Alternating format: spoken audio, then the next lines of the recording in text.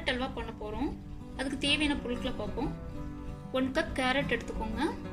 அதே கப்பில் 1/2 cup sugar, 1 cup milk, 3 spoon நெய் எடுத்துக்கோங்க. 10லேருந்து 12 ஏலக்காய் எடுத்துக்கோங்க. அதை பொடி பண்ணி வச்சுருக்கேன். உலர் திராட்சை கொஞ்சம் எடுத்துக்கோங்க. முந்திரி கொஞ்சம் எடுத்துக்கோங்க. ஃபுட் கலர் 1 or 2 drops எடுத்துக்கோங்க. கேரட் அல்வா பண்ணுறதுக்கு ஒரு பாத்திரம் எடுத்துக்கோங்க. சூடானதும் 3 ஸ்பூன் கீ எடுத்து இதில் ஆட் பண்ணிக்கோங்க.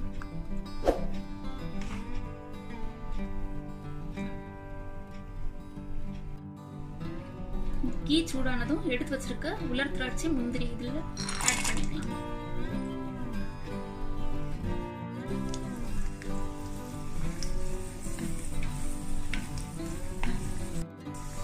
பாருங்க, இந்த மாதிரி பொங்கி வந்திருக்கு உலர் திராட்சை.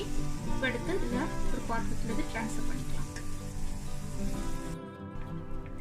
அந்த நெய்யில் கேரட் எடுத்து வச்சிருக்க கேரட்டை இதில் ஆட் பண்ணிக்கலாம்.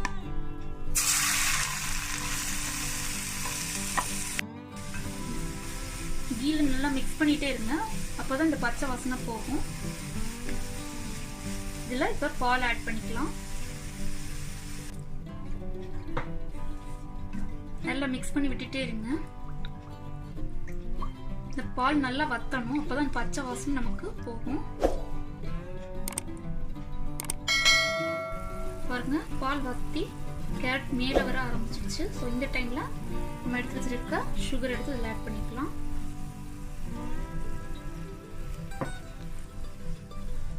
நல்லா மிக்ஸ் பண்ணிடுங்க.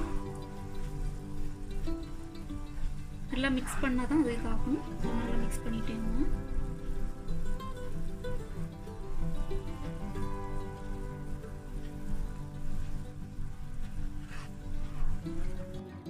இந்த டைம்ல ஏலக்காய் எடுத்து ஆட் பண்ணிக்கோங்க.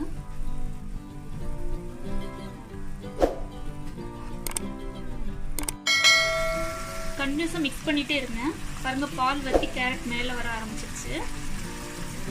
நல்லா வத்திடுச்சு. இந்த டைம்ல 1 drop கலர் ஆட் பண்ணிக்கோங்க.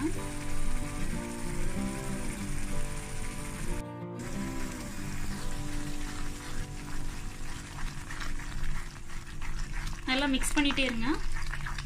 அப்பதான் அந்த கலர் எல்லா பக்கமும் வரும்.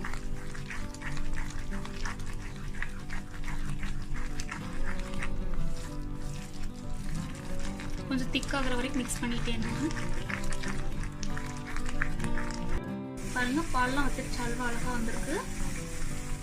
இந்த டைம்ல நம்ம நட்ஸ் எடுத்து ஆட் பண்ணிக்கலாம்.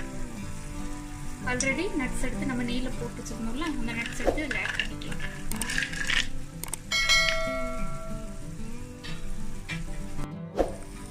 பாருங்க, உலர் திராட்சையும் முந்திரி எப்படி இருக்குன்னு போட்டு பாருங்க, அல்வா எப்படி இருக்குன்னு. இந்த வீடியோ உங்களுக்கு பிடிச்சிருச்சுன்னா மறக்காம லைக் பண்ணுங்க, ஷேர் பண்ணுங்க, கமெண்ட் பண்ணுங்க, மறக்காம சப்ஸ்கிரைப் பண்ணிக்கோங்க. மாமா பாப்பா கிளிக் பண்ணுங்க.